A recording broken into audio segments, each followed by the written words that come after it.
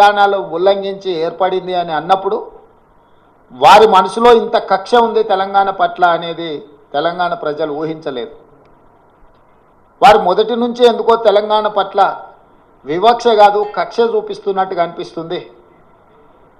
గతంలో కేంద్రంలో ఉండే ప్రభుత్వాలకు ప్రతిపక్ష పార్టీలు అధికారంలో ఉన్న రాష్ట్రాల పట్ల వివక్ష చూపిస్తారని చర్చ జరిగితే అది ఎట్లుంటుందో మాకు అర్థం కాలేదు. కానీ ఇప్పుడు నరేంద్ర మోడీ గారి ప్రభుత్వము వివక్ష కాదు కక్షాపూరితంగా తెలంగాణ ప్రజల పట్ల వ్యవహరించింది అని చెప్పి స్పష్టంగా మా ప్రభుత్వం భావిస్తున్నది. ఏపీ పునర్విభజన చట్టంలో భాగంగా ఆంధ్రప్రదేశ్కు రాజధాని నిర్మించడానికి, ఆంధ్రప్రదేశ్కు పోలవరం నిర్మించడానికి, ఆంధ్రప్రదేశ్లో వెనుకబడిన జిల్లాలకు నిధులను కేటాయించడానికి ఎన్ని రకాలుగా ఆంధ్రప్రదేశ్కు నిధులను కేటాయించాలనో అన్నిటికీ ఆంధ్రప్రదేశ్ పునర్విభజన చట్టాన్ని ప్రస్తావిస్తూ ఆ నిధుల కేటాయించడానికి ఒక అవకాశంగా తీసుకున్నారు. ఆంధ్రప్రదేశ్కి ఇచ్చే నిధులను ఆంధ్రప్రదేశ్కు ఎందుకు ఇస్తున్నారని మేము అడగడం లేదు. పునర్విభజన చట్టంలో భాగంగా ఆంధ్రప్రదేశ్కు నిధులు ఇచ్చినప్పుడు పునర్విభజన చట్టంలో భాగంగా తెలంగాణకు నిధులు ఇవ్వాలన్న బాధ్యత కేంద్ర ప్రభుత్వానికి లేదా? అదే ఆంధ్రప్రదేశ్ పునర్విభజన చట్టంలో బయ్యారం ఉక్కు కర్మాగారం ఉంది, కాజీపేట రైల్వే కోచ్ ఫ్యాక్టరీ ఉంది, సాగునీటి ప్రాజెక్టులలో పాలమూరు రంగారెడ్డి ఎత్తిపోతలకు కేంద్ర ప్రభుత్వం పోలవరంకి ఏ విధంగా నిర్మాణానికి సహాయం అందిస్తున్నారో ఆ విధంగా నిధులను కేటాయించాలన్న ఆలోచన కానీ, అదేవిధంగా గిరిజన యూనివర్సిటీ 10 సంవత్సరాల తర్వాత ఇప్పుడు మొదలైన ములుగులో దాని నిధుల విషయంలో కానీ, అదేవిధంగా మేము స్పష్టంగా ప్రధానమంత్రి గారిని కలిసి మీకు నమోమి గంగే ప్రాజెక్టు లాగానో సబర్మతి రివర్ ఫ్రంట్ లాగానో మీ గుజరాత్కు మీ ప్రాంతాలకు ఏ విధంగా అయితే మీరు నిధులను కేటాయించుకున్నారో ఆ విధంగా మూసీ రివర్ డెవలప్మెంట్ ఫ్రంట్కు నిధులు కేటాయించమని చెప్పి మేము అడగడం జరిగింది. విశ్వనగరంగా విస్తరిస్తున్న 5 ట్రిలియన్ ఎకానమీ అని పదే పదే చెప్పే నరేంద్ర మోడీ గారు మీ ఆలోచన ఈ దేశం 5 ట్రిలియన్ ఎకానమీకి చేర్చుకోవాలంటే భారతదేశంలో 5 మహానగరాలలో హైదరాబాద్ నగరం ఒకటి.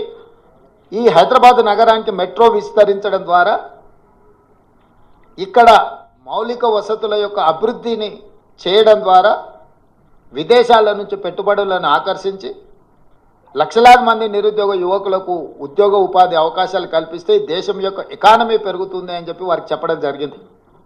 కానీ మెట్రోకు కానీ మూసీ రివర్ డెవలప్మెంట్ ఫ్రంట్ విషయంలో కానీ RRR రీజనల్ రింగ్ రోడ్ విషయంలో కానీ ఏ విషయంలో కూడా ఈ బడ్జెట్లో ఒక్క రూపాయి కూడా తెలంగాణకు ఇవ్వడానికి ప్రయత్నం చేయలేదు.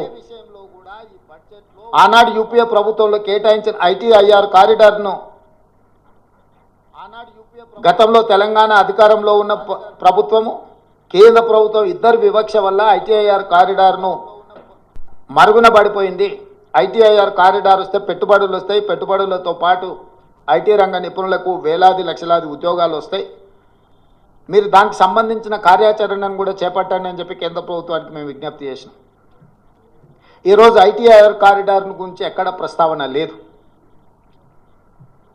ఈరోజు రైతులను ఆదుకోవడానికి ఒక ప్రత్యేక కార్యాచరణ ఏది తెలంగాణ రాష్ట్రానికి ఇవ్వలేదు.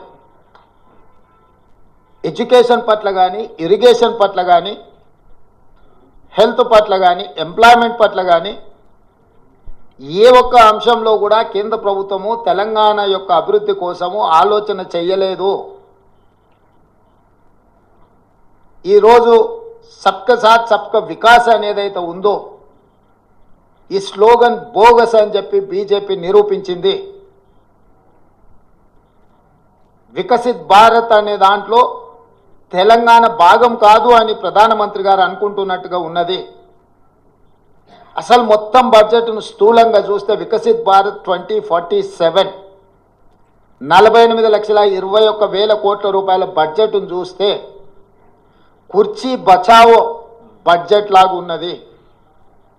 బీహార్కు ఆంధ్రప్రదేశ్కు తప్ప ఇతర రాష్ట్రాల పట్ల కేంద్ర ప్రభుత్వం వ్యవహరించిన తీరు కేవలం కుర్చీని కాపాడుకునే ప్రయత్నంలో భాగంగానే ఈ బడ్జెట్ను ప్రవేశపెట్టినట్టుగా కనిపిస్తుంది.